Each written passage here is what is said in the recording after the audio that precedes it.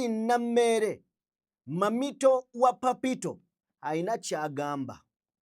Bebalayiza oyinza okugamba omuntu tajja kulayira nga si gwalayiza. Oyinza okugamba omuntu tajja kulayira nga si gwalayiza. Kanekyo n'omuhoozi abagambye mwesonyiwe Nammere sister we. Bigambo bya Justin Nammere naye ono ye Papito wa mamito mutuwe. Ensonga enjogeza bino nze siri wa kibiina kyonna, siri wa NRM ate siri wa NUF, wabula nga nzikiriza nti ndi wa opposition. Siri wa kibiina kyonna, webibiina byasigalira kubeera byabalyazaamanya nakwenoonyeza byabo. Ba wa mamito agamba tali wa kibiina kyonna, si wa NRM, si wa NUP, wabula wa opposition. Opposition oba kyeki? Njali Gumite nnyo nze brand ambassador wa Gumite. Commander 001 NRM stock empya. Nze Gumite aliwo uwendi ndi Gumite ku lw'abakyala, ku lw'abavubuka, ku lw'eggwanga lino. Tugenda kugoba enguzi, tugenda kuyamba abakazi. Ekyovola banjagala Right Honorable Anita Amonga akomawo ku bwa speaker. Bwe kibanga oyagala kulwanyisa nguzi neng'ogamba nti speaker akomewo, then oba oyina ekizibu.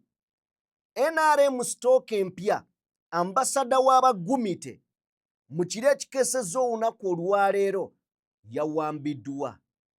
Mu kuwambibwa kuno ambasada wa Gumite stock empya General Muhoozi yagikubyemu ebituli ng'agamba nti stock empya eyina ebizibu bingi. In fact eyina pieces ezimisinga ku yo ng'ennyindo ennungi tebalina. Era agamba nti bano tugenda bateeka, tugenda bafunira stock endala empya, bano tugenda bajjawo. Kabanda ye n'akisussa. Kabanda bwe yazze yagambye, oli yagambye stock empya, Kabanda yagambye stock enfu. Wabaddewo bato y'amaanyi wakati wa Kabanda ne Justin Nammere. Bino tugenda beera nga tubitunuulira. Mu ggwanga we wabeerawo obutali bwenkanya, kirungi ne tusitula eddoboozi limu, ffenna ne tugamba nti ekyo ekikoleddwa si kirungi era tukivumirira, si kya bwenkanya. Ne waliwo akabondo oba sayidi emu nga byonna ebikolebwa ku balala biba birungi, bwe bituuka ku bo awo ne biba ebibi. Oyagala ensi ebitunuulira etya? Mwami wa Justin Nammere yavuddeyo n'agamba nti n'omukuumi owa SFC eyaweebwa Nammere yakubiddwa ebitagambika. Waliwo n'amawulire agagamba nti abantu 3 baakubiddwa amasasi. Kituufu oba si kituufu? Twekatambya Kubanga banyogoze 3 bakubiddwa amasasi nga bakubwa amagye ga UPDF. Omukyala yennyini abadde alina omukuumi wa SFC akubiddwa naye n'awambibwa n'emmundu n'emuggyibwako. Abadde agenda kubaddiza emmundu ne bamugimuggyako ne bamukwata ne bamutwala. Waliwo abadde batandise otambuza amawulire mbu sima poliisi tekimanyiiko, nze nzikiriza nti poliisi ekimanyiiko. Bapaakiriza abantu nebatandika kwetomera emabega, nimpulira essasi erisooka ninyimirira bwenti kati abasirikale abantu 2 bavudde mu drone. Honorable abadde ava muki abadde ava mmotoka ne bamukwata bamupiikinga ne bakola ki ne bamukuba omulala n'amugya emabega n'amusika enviiri emabega.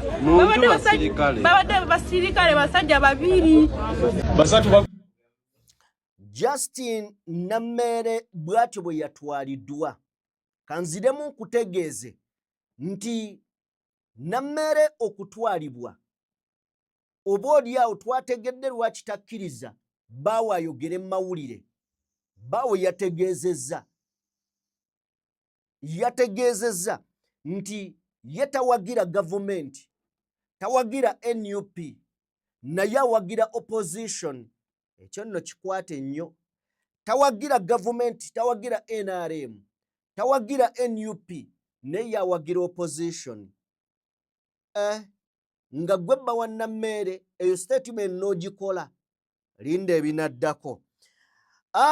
Byonna nga bigenda maaso, njagala okutegeeza ssebo oba nnyabo atulaba nti waliwo ensimbi ezasangiddwa ewa Nammere. Kigambibwa mbu waliwo ensimbi ezasangiddwayo, ng'ensimbi zino kigambibwa okubeera nti zaamuweereddwa oba zibadde zimuweebwa abadde Sipiika Anita Amongo. Ngenda kukulambululira ensimbi zino ku bigambibwa mbu zaasangiddwayo, era oyinza okulowooza nti y'ensonga lwaki Nammere abadde ayiwawo omubiri nnyo eri Sipiika Anita Amongo, ng'era obalaba bapepeya bonna, oba oliawo nga waliwo ekiri emabega. Era aliwo amawulire ge tutegeddeko mbu abakozi ba Stanbic Bank babadde balwawo okunnyuka ng'olwo balinda transaction y'akasente okuggyayo n'okuteekayo, zonna nga zirimu Nammere n'Anita Amongo. Kakati bino ebigambo n'abiwulira, byonna bigenda mu maaso, naye ye sipiika oba abadde sipiika talowoozangako yadde n'olunaku n'olumu nti ayinayo eddakiika ey'okuva ku bwa sipiika. Soka omutuwe. I am still around. I still have one term to serve. When I finish serving my 5 years in the next term, then I will give it to my young brother Thomas to take over. Ebyo bye bimu ku bigambo Anita Amongo byabadde akakasa. Ayina ttaamu ye gy'alina okutwala. Bw'anaamaliriza muganda we Tayebwa atekinga over. Kyannaku oba kyakusaalirwa nti mukadde kano sipiika ali mu under house arrest, takkirizibwa kufuluma, takkirizibwa, in fact ne mikwano gye gy'abadde akubira amasimu kati bakyagakwata olw'okutya nti bagalondoola. Anita Amongo mukadde kano batandise dde okubeera nga bamunoonyerezaako. Yagaaniddwa okuddamu okusinkana abantu abangi, yagaaniddwa okuddamu okulabikako mu public ewali abantu abangi, so nga ate ne passport kigambibwa nti baazimuggyeko.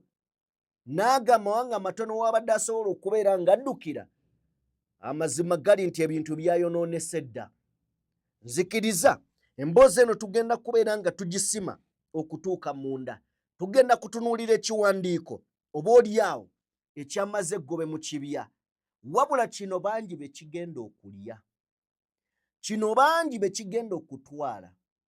Era nga mukadde kano ababadde mikwano gya Anita Amongo bonna beewala essimu ye, era bonna beewala okwogera naye kubanga omukulu yalagidde anoonyerezebweko. Leka nkole bwe nti nzije tusumulule emboozi.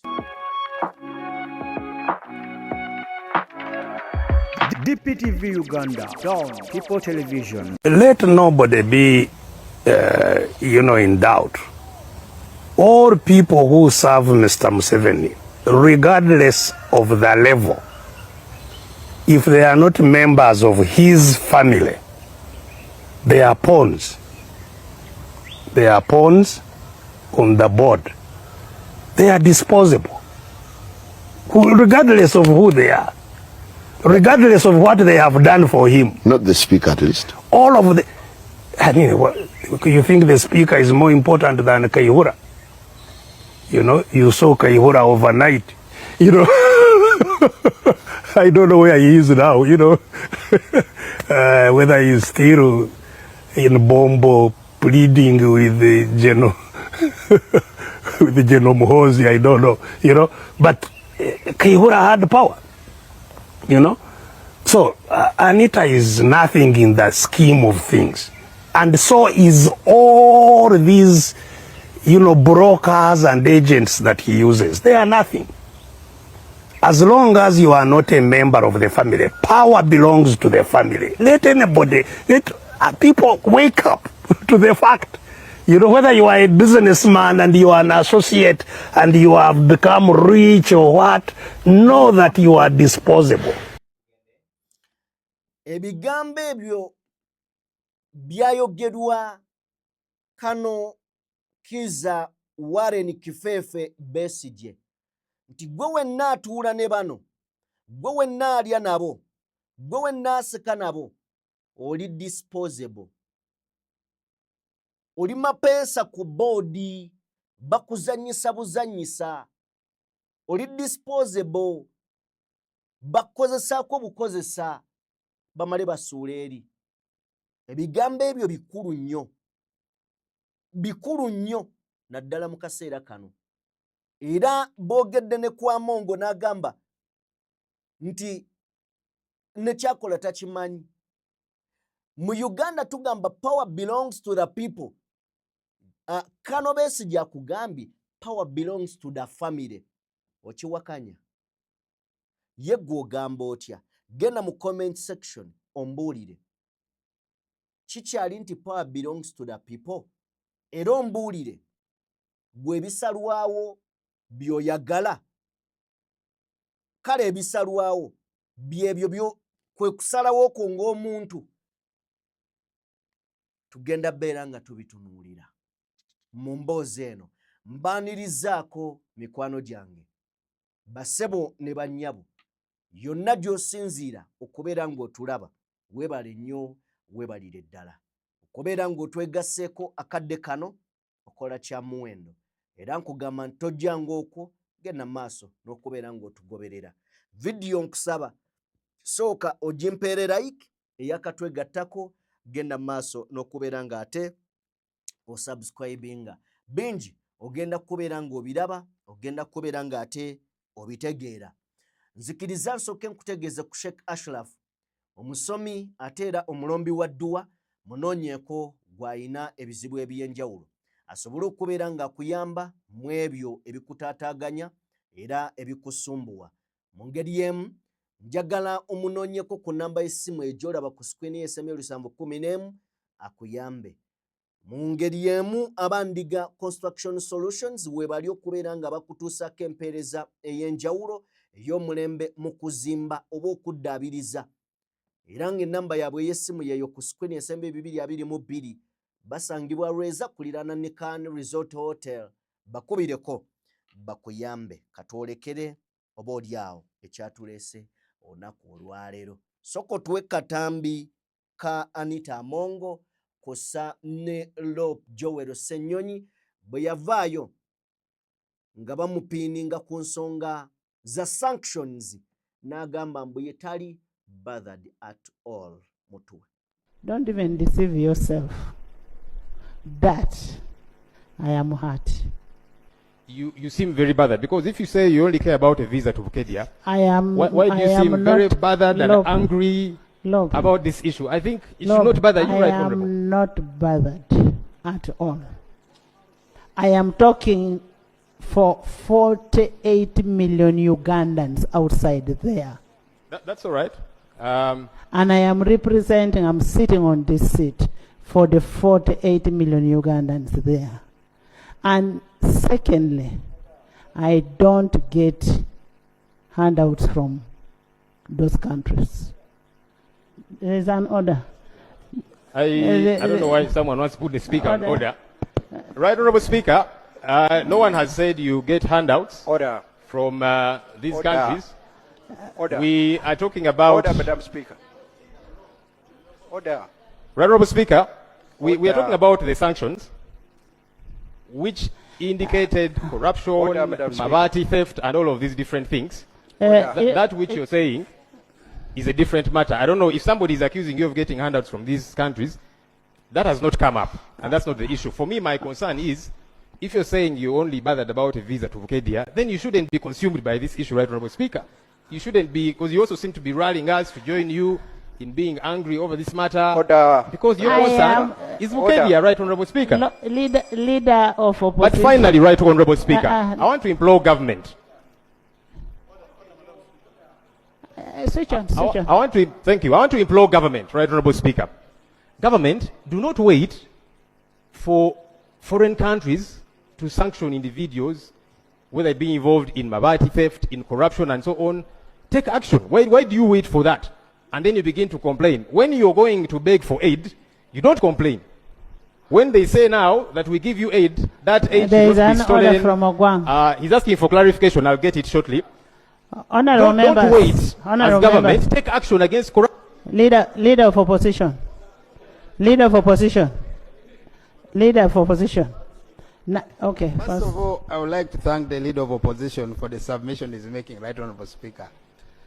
The clarification I want to seek from LOP is that for purpose of the Speaker, is there any record by any competent court of law in Uganda that has been involved in any corruption matter? Number two, is there, as far as we are all aware, that they took former colleagues who are our colleague members of parliament are before courts of law? Have the case been adjudicated and confirmed that they are guilty? So if we are talking about the rule of law, was it in order for that respectable country to impose sanctions on such individuals? And Honorable Member, Okiroro has something to say. Honorable, he sought clarification from me. I thought in a minute. I've given him, I'm the Speaker. Okay, I can take that. Most obliged. Right Honorable Speaker, I think we are, LOP maybe perhaps should be concentrating on more important things. I want to, this is my, perhaps, Right Honorable Speaker, you're concentrating on non-issues according to Honorable I am raising my point of order. I'm on a point of order. You're the one who raised the issue, Right Honorable I'm on a point Speaker. of order. What LOP is talking He about? is saying you're discussing non-issues, Right Honorable Speaker. I don't know if it's in order. What LOP is talking is important. He's talking about something important. But what I'm also telling LOP, that LOP, don't even deceive yourself that I am hurt. Me, the Anita I know.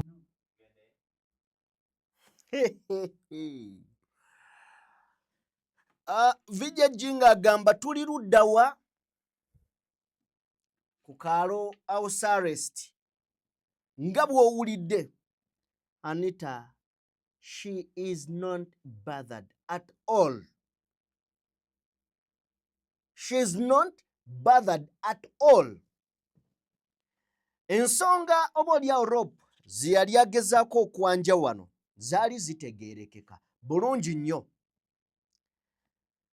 Bw'aggyayo ensonga z'obubbi bw'amabaati, owulidde aba NRM nga badifendinga sipiika, oli n'akugamba ayinayo omusango mu kkooti, omuwulyako mu kkooti nti aweera ennemba n'omusango, nti kale waliyo ba colleagues be tutuula nabo wano gye bali mu kkooti baba province nti bali guilty gubasinga.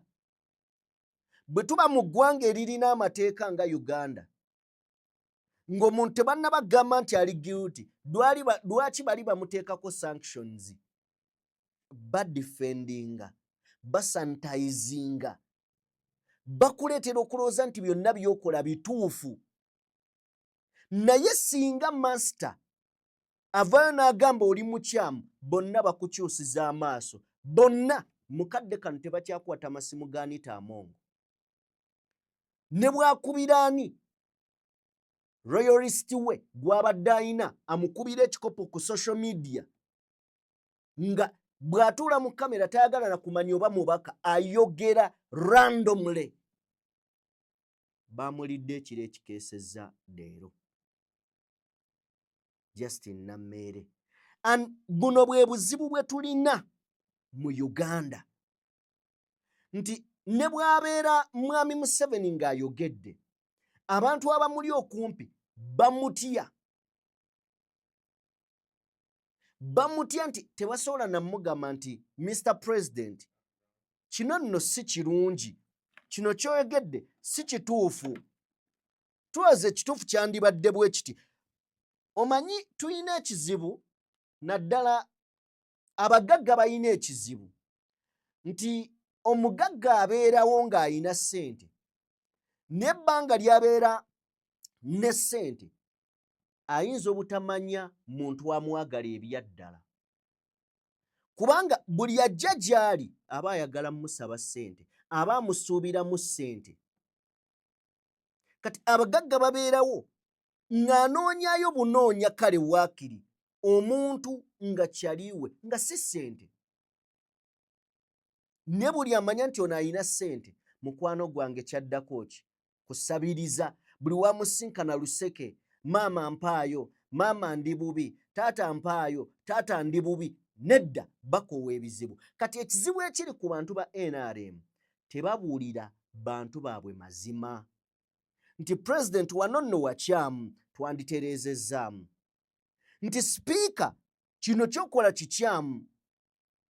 Balinda mwami Museveni lwaliyimirira gy'ayimirira n'agamba oyo mukyamu, nabo bagambe oli mukyamu kubanga batyoli. Naye owaabwe bw'akola ensobi nga mwami Museveni tannayogera taba mukyamu. Kankuwa ekyokulabirako. Tuddamu ne tutandika okutunuulira nti Joel Ssenyonyi bwe yakunya akakiiko, bwe yakunya bamutuulaki ku Uganda Airline, bonna aba NRM baayikira rope era ne bamuvuma ne bamutyoboola n'okumukkakkanya. Naye mukama waabwe kasita yamala okukwata ku bamutuulaki bw'ati n'agamba oyo mmuggyewo, bonna ne bamukyusiza obwanga. Teri yavaayo kusiima Joel na kumugamba nti ssebo watulaga bye twali tutalaba. Tebaavaayo kumugamba. Naye nga baamulwana nga bw'ali mu kulwanyisa bamutuulaki nga byayogera bituufu. So ekyo nakyo kizibu kiri awo kinene ddala nnyo nti owa NRM bw'akola ensobi bo bamudifendinga kufa okutuuka mukama waawe waali bagamba nti eyo nsobi nabo baba bagiraba, naye omulimu gwabwe kudifendinga bikyamu si bituufu. Kati mwami Museveni awo waaberedde awo tamanya kituufu, ne bw'aba akoze ensobi tebamulaga nsobi. Ate nga lyekkubo lye limu lye tuli mu kukwata nti jeno abantu abamuli ku lusegere bamutya ge mazima, ne mikwano gye egy'oku lusegere ddala bakyaliibe tebamugamba kituufu nti jeno naye wano tugenze mu bukyamu. Oyinza okubeera nga kyokoze kituufu naye wano ogenze mu bukyamu. Abamugamba bugambi gwosinga, bannange gwosinga, gwosinga. Ekyo kyokoze ate tekirabwangako mu nsi yonna, gwokisoose.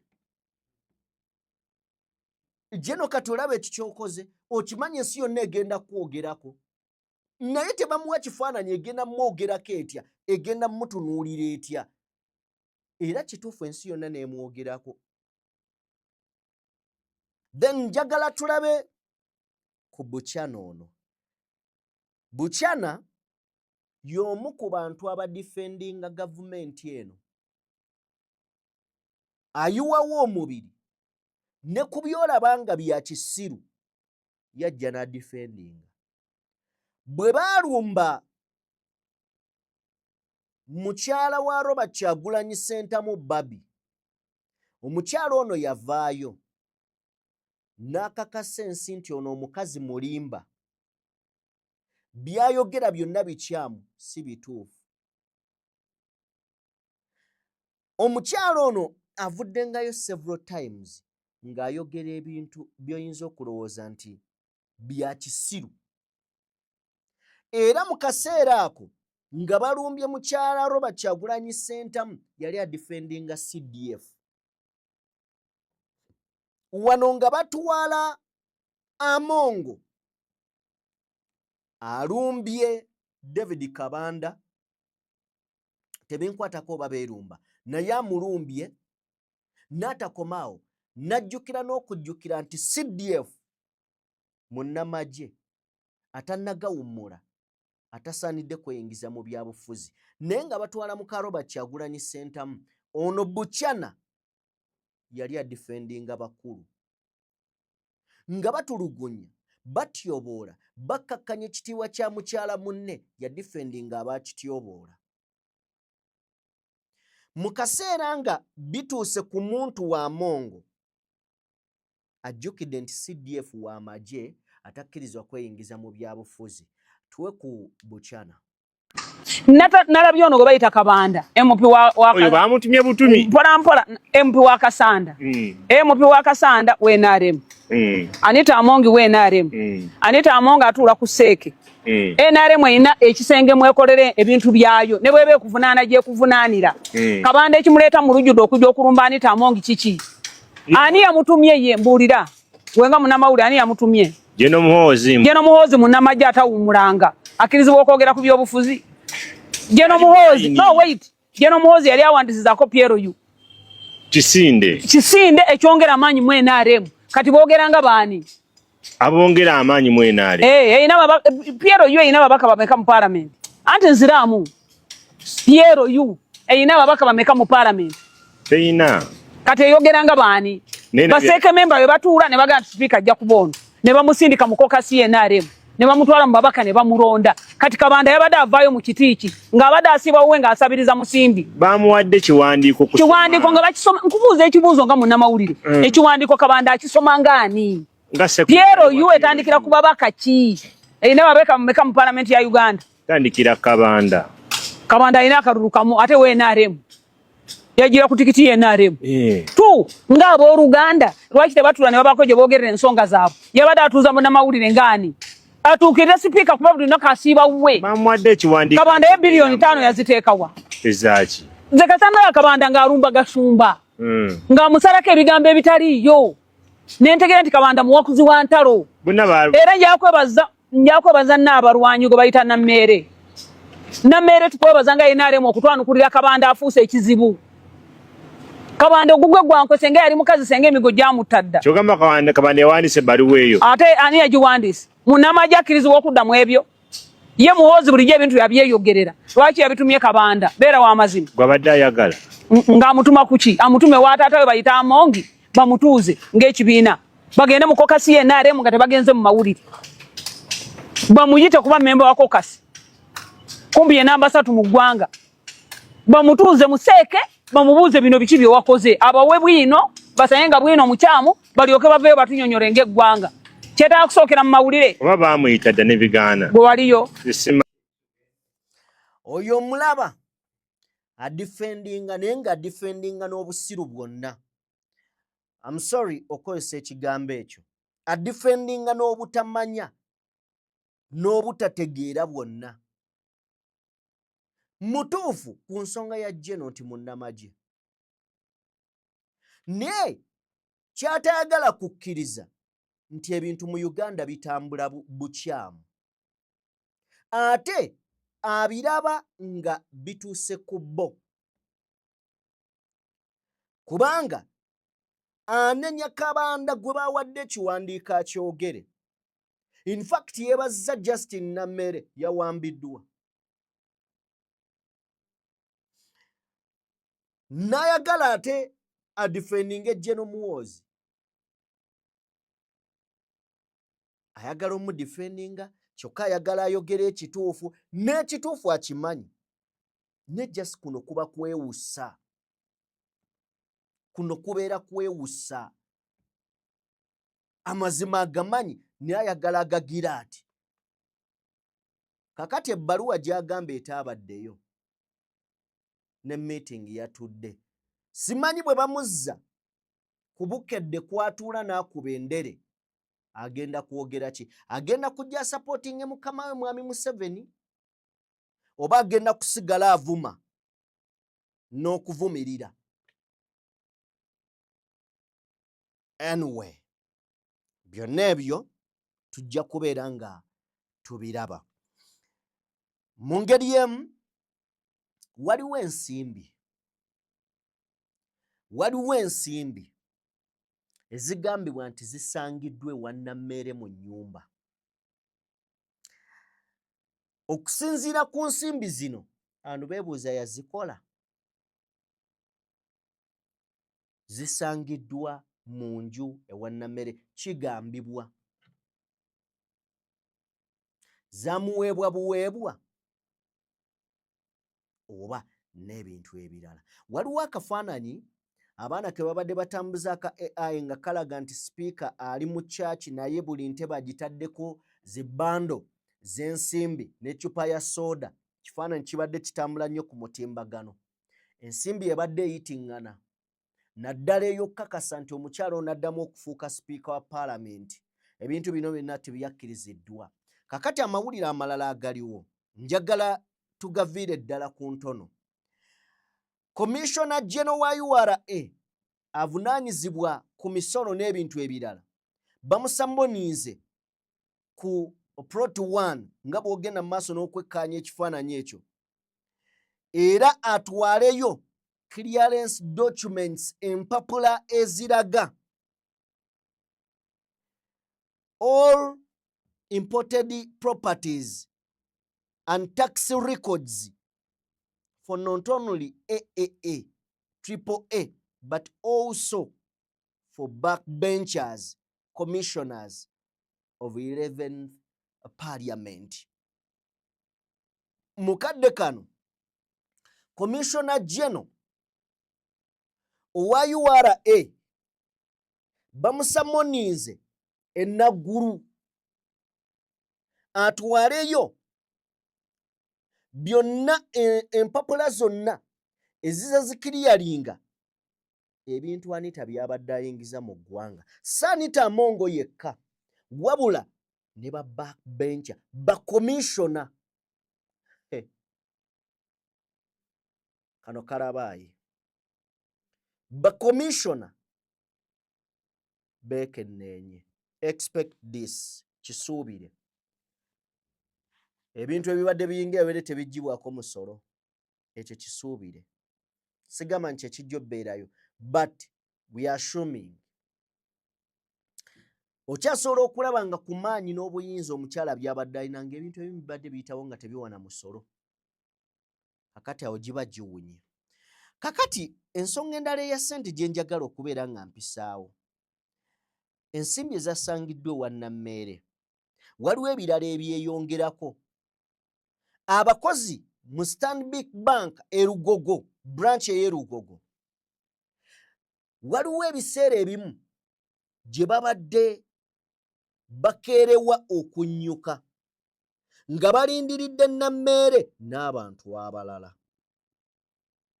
okubeera nga bakola transactions ez'akasente nga oluusi bajjayo olulala bajjayo bateekako. Era bagamba nti enteekateeka y'okufuna bank statement naye eri mu pipeline. Amazima amatuufu gali nti ebintu si byangu. Wabula Tabs ayina tweet gye yakola n'ennaku z'omwezi 7 Novemba 2025 ng'agamba mu maka ga Sipiika Anita Amongo agasangibwa e Kololo, meal eweebwa abantu ababeera basangiddwawo Sebo Serena Hotel yeefumba ekola outside catering. Era lunch, dinner, Serena efumba n'ereeta ne delivering. Emmotoka eyingira ne baleeta ne bateekawo abaliwo ne balya n'ebirala byonna. Nti emmere Sipiika n'abantu be gye bali eva ku Serena butereevu. Newankubadde ng'abasomesa tebaweebwa misaala, newankubadde ng'abantu bangi bakaaba obwavu, Sipiika bino byabadde abikola si kati wabula kuva mabega. Ng'ensimbi agisaasaanya. Si kya mmotoka kyokka abadde asaasaanya. Kakati Mwami Museveni engoba gye yagobamu Kadaaga, ekisooka akuteeka mu kifo oba mu kaseera nga ne bwakuta bannansi bakukyaye, nti asooka n'akuvunza n'ekifaananyi kyo gwe kennyini in fact n'okyettira. Agenda okutuuka okukuggyako engalo bw'ati nga public ekuwanda lulusu. Jja kuwa ekyokulabirako. ani gwoyinza okugamba nti si musanyufu olw'okukwatibwa kwa Anita Amongo? To be honest, tube bamazima, ani gwoyinza okugamba nti si musanyufu ng'oggyeko ababadde bamulya mu ngalo n'abo abamwetoolodde olwaleero abawulira ng'emitima gye beggunda singa bakaring out investigations ku baani babadde atambuza nabo ensonga.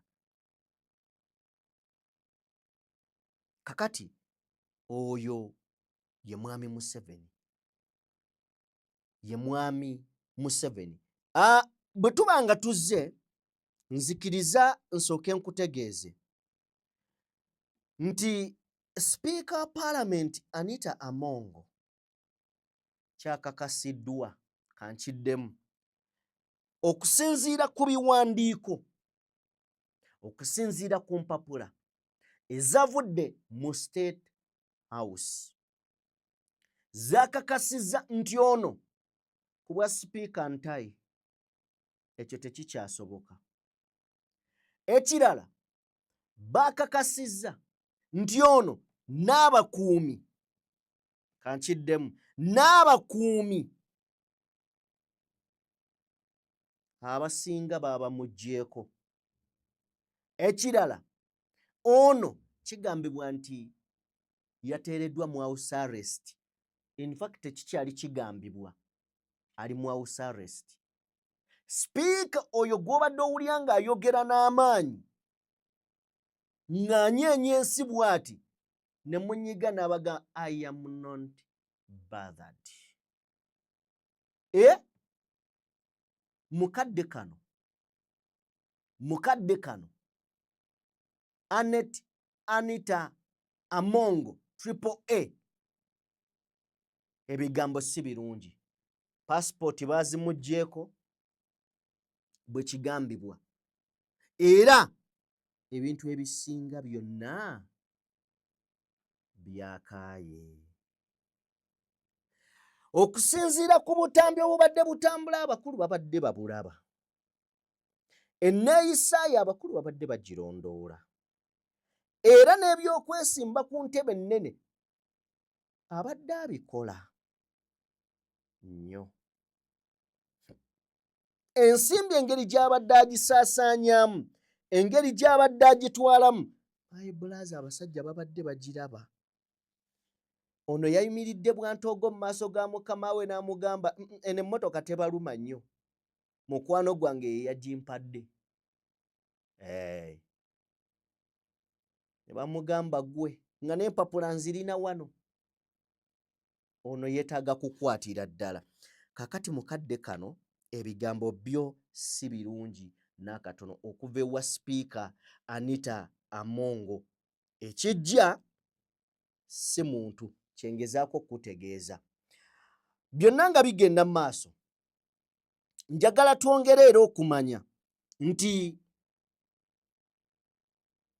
waliwo abantu abali emabega wa ababadde batambula n'Amongo.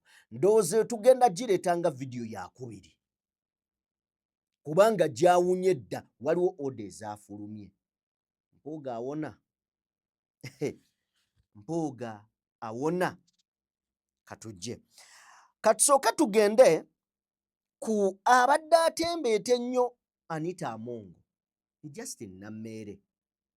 Justin Nammeere mu kiro ekikeeseza olunaku olwali, in fact nga tetunnaba na kuva ku kire ekyaleero. Katusooke tufune akatambi ka Nammeere, mpaka katambi ka Justin Nammeere ke yabadde ku UBC ng'ayogera ku kisanja kino, mwami Museveni abikoze, security etereezeddwa, buli kimu kiri malidaadi sana kabisa. Mutuwe. To the theme of His Excellency the President, no sleep, no corruption for this term. When I am judging the President's leadership, I don't allow myself to bundle him into a 40-year rule, a 40-year rule. I would expect the old man of the clan and my honorable here, Segona, to know it better than the news talk, that by the time the president took over power, the country was in shambles. There was a rebel in every corner. A rebel group in every corner. Investment was out of the window. Indians had been trashed by Amin. Investors could not come here. The security was not a reality. Everything was not okay. So he really started not even from the bare minimum, but from negative. So if I'm ever going to judge the president's rule, I'm probably going to judge the last 2 terms, not the first 30 years. Because he had to put together everything bit by bit, petit à petit, pas à pas. And if you look at the president's approach to development, President Museveni, he has like a piecemeal, gradual kind of approach. He's somebody that does step by step. Let's fight HIV. Then let's fight polio. Then let's have all children go to school, UPE. Then let's do women empowerment. Then now let's fight poverty. Now let's have more households into the money economy. That's what he's been doing, step by step. So now under the same approach, he's out here saying the biggest enemy we have, the elephant in the room, is corruption. So for this term, can we focus on no sleep? Can we have more accountability? Can we fight corruption? The only instance where I would agree with Andrew is the bureaucracies. I don't agree with Honorable Segona that, all these processes are justifiable. No. First of all, if we are to fight corruption, we need to simplify procurement. We need to simplify governance. Because every other step is a chance for bribery. Every extra signature is a bribery point. This person, the supplier, has to go to over which officer, then go to which commissioner, then go under which table, then run back up which roof. You are just creating points for people to ask for more and more bribes. First of all, we must digitize most of these processes. Number 2, we must simplify them and also be very open about what government is doing. For example, if possible, we could have, government officials, because we declare wealth. That information should be made public, so that if somebody has not declared certain wealth that the members of the public know, they can be able to say that that person actually owns this arcade and it's in the daughter's name, but it's his. So he should account for where he got that money. I feel like we just need a more deliberate fight against corruption. To the Ye Justin Nammere. Kakati security nungi nnyo. Mwami Museveni agikutte bulungi. Wakati mugikwata obulungi mu kiro ekikesezza olunaku olwaleero waabaddewo amawulire agazze nga gagamba Nammere akwatiddwa.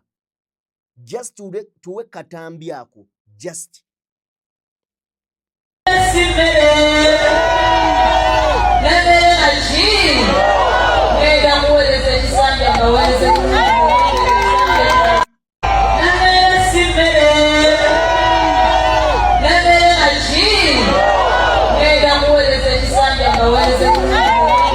Nammere si mmere agenda kuweereza ekisanja. Olunaku olw'eggulo yalayidde ng'omubaka wa Masaka era n'agenda ayise ebivvulu eyo nno gye bamusanze n'abawagizi be.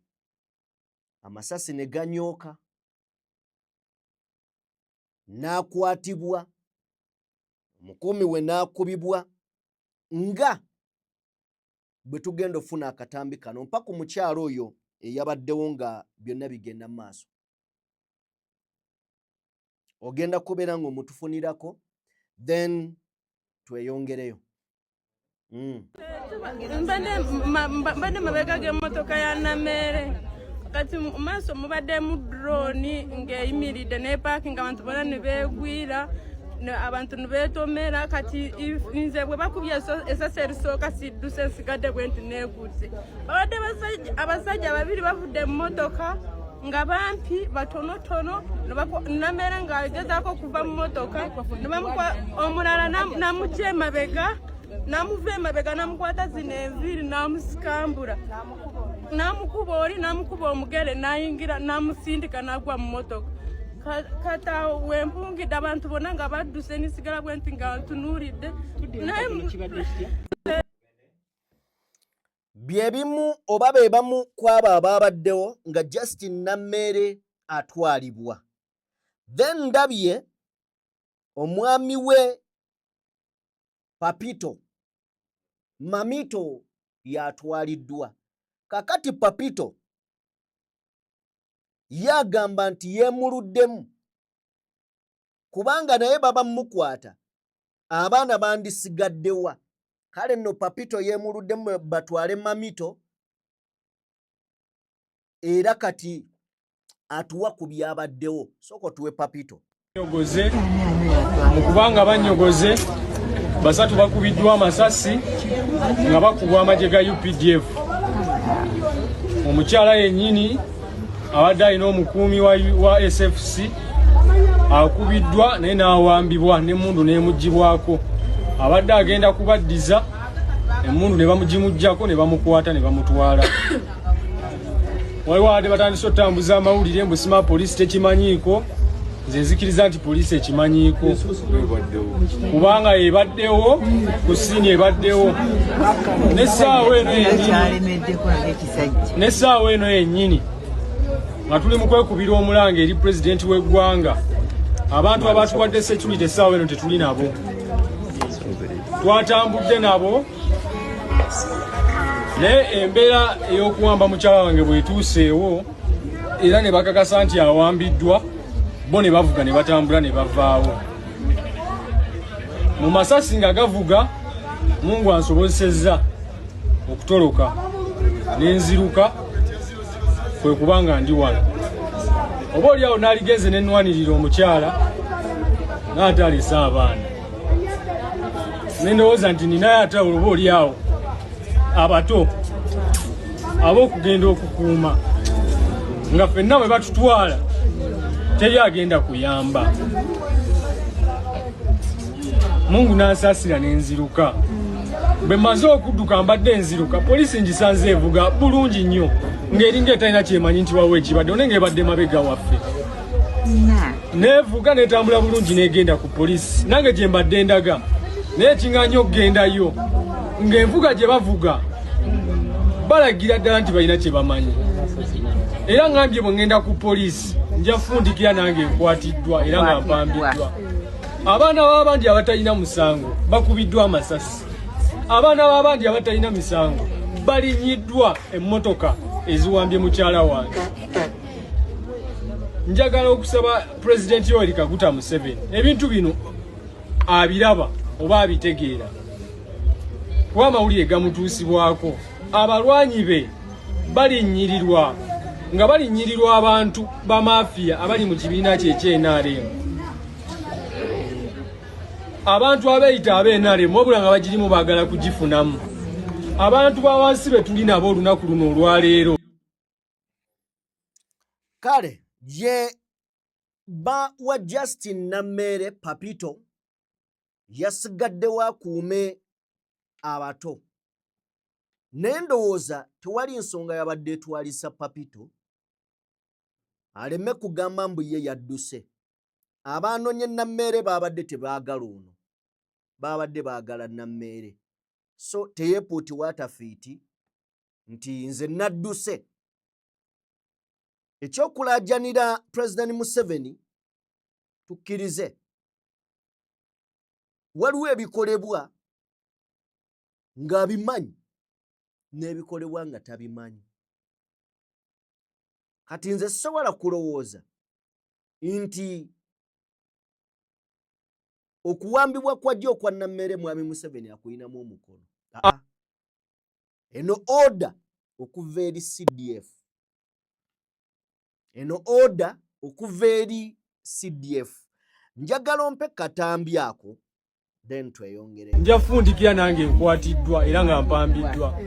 Abaana b'abandi abatalina musango bakubiddwa amasasi. Abaana b'abandi abatalina misango balinyiddwa emmotoka eziwambye mukyala wange. njagala okusaba President Yoweri Kaguta Museveni ebintu bino abiraba oba abitegeera kuba amawulire gamutuusibwako abalwanyi be balinyirirwa nga balinyirirwa abantu ba mafia abali mu kibiina kye NRM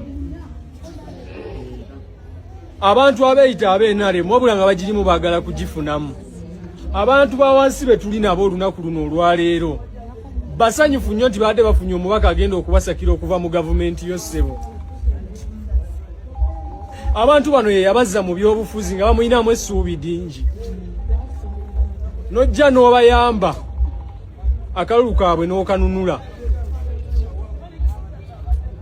tusiima okuba nga watuyamba naye tukusaba Your Excellency otusaasire oveeyo amajega aga UPDF agakulemberwa CDF ga producing mukyala wange nsaba ga producing mukyala wange ekiro ky'olwaleero obenkya omito wange awambiddwa amajega UPDF era nga gali mu uniform ya UPDF mu drone ennaku gye nsinga okuwulira abaana b'abandi abakubiddwa nga bakubwa amagye ate agagamba nti ge gabakuuma nga ne poliisi egamba nti ye bakuuma eraba kya nnaku nnyo.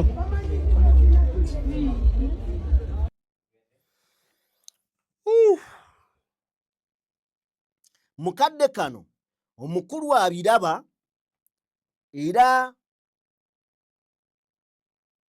agamba nti ebikyamu abiraba abaana b'abandi balinyiddwa naye abeena abalala bwe baba balinnyibwa NUP n'ebibiina ebirala tewabeera buzibu because gobeera ku safe side naye mu kukwata kuwo amazima gali nti oyogedde ne byogenda okumaliriza ng'ate obyejjusizza kuba bw'ovaayo n'ogamba nti gwe toli wa gavumenti towagira gavumenti owagira opposition kibeera kirala kibeera kiralamu era njagala ndowooza tulaba akatambi kano then weekali oba tekaliwo kale ndowooza ki ekirala tuwe ku Dr. Sarah Bireete then tujje tufune Buchana kati bagambye Kisanja teri kwebaka naye abakugamba bakadde nze bajja wano nga alina emyaka 9 kati batugamba nange nkadde kenyini kati batugamba teri kwebaka lwaki tebatugamba teri kwebaka nange nga nkyali muvubuka kwanga sikyali muvubuka kati abazeeyi be batugamba teri kwebaka kisoboka bo basobola okubeerawo nga tebeebase kyekisooka ekyokubiri emyaka 4 lwaki basalawo kwebaka emyaka 4 kati bakadye bwe bazuukusa abantu amakulu gateri kwebaka ogategedde ngategedde okwebaka tekyetaaga interpretation byomakimanyi situlutuno saagala muddemu kubuzaabuza abantu buli omu amanyi kyekitegeeza okwebaka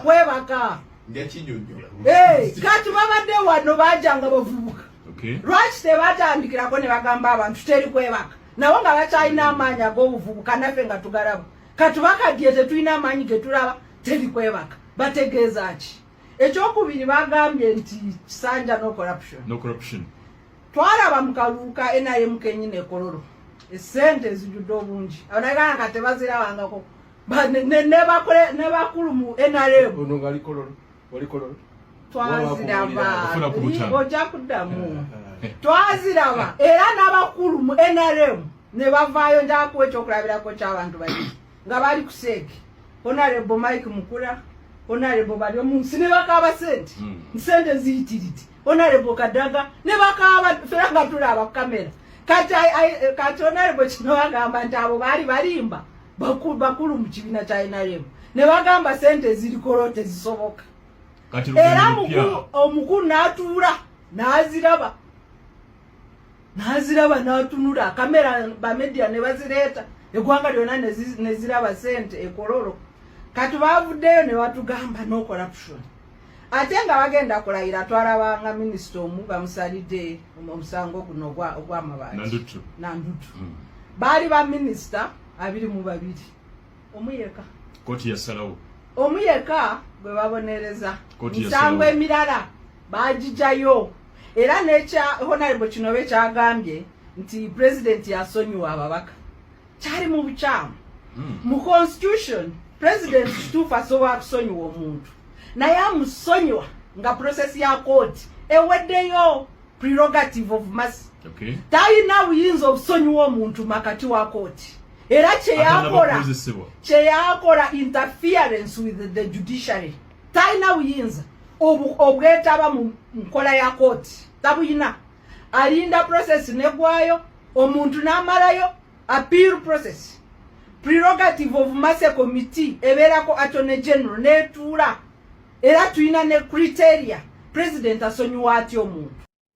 Okay, kale ye Dr. Sarah Birete n'ensonga etegeerekeka. So